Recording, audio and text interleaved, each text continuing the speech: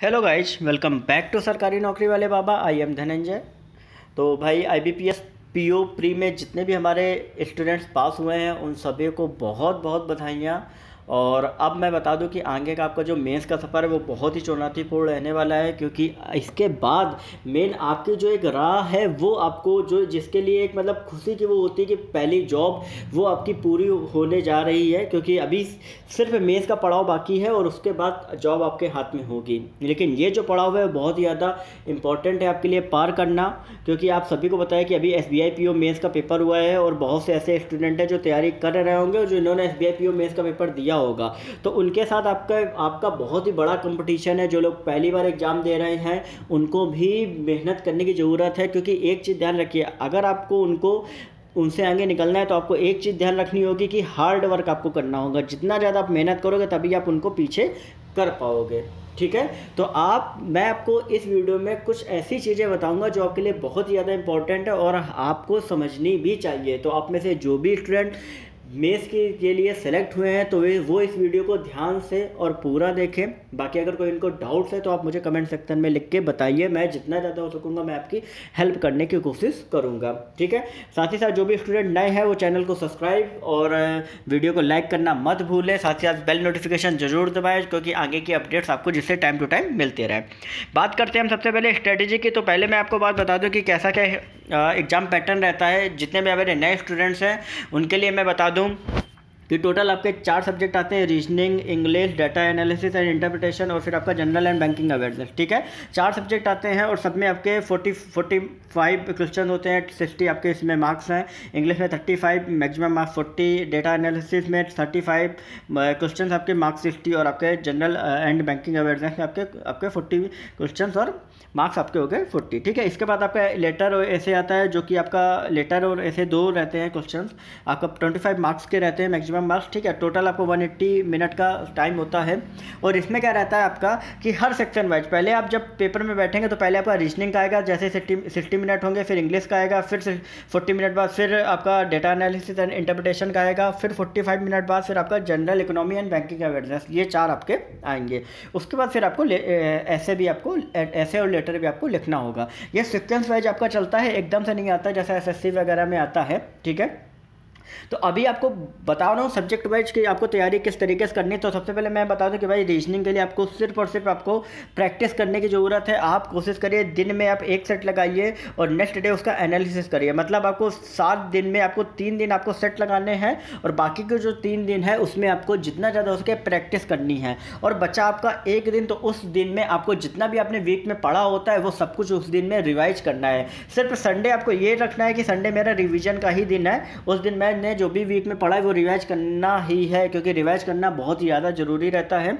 बात करते हैं इंग्लिश के लिए। तो इंग्लिश के लिए आप एक काम कर सकते हो, आप चाहो तो इंग्लिश के लिए आप वोकैब्स पढ़िए, क्योंकि वोकैब्स बहुत ही ज़्यादा इंपॉर्टेंट है और वो तभी हो पाएंगे। ज़्यादा से ज़्यादा वोकैब्स याद करिए और एडिटोरियल पढ़िए, जितना ज़्यादा हो सके एडिटोरियल पढ़ने की आप कोशिश करिए, क्योंकि एडिटोरियल अगर आप पढ़ रहे हो तो कहीं ना कहीं आपका कंप्रहेंशन, आपका जो एरर्स वाले जो आपके क्वेश्चन आते हैं, साथ ही साथ क्लोज टेक्स्ट, ये सारी चीज़ें आपकी बहुत ज़्यादा इंप्रूव होती हैं। तो मेक श्योर आप इंग्लिश में ये चीज़ ज़रूर पढ़ा करिए, एडिटोरियल आप पढ़िए। ठीक है, बात करते हैं DI के लिए। तो DI के लिए सिर्फ एक ही काम है, देखिए अच्छी प्रैक्टिस करिए। जो भी आपके सेट्स हैं उनमें जो भी क्वेश्चंस आए होते हैं उनकी प्रैक्टिस करिए। कम से कम दिन में 2 घंटा DI में हर हाल में आपको देना ही देना है, चाहे जो कुछ भी हो जाए।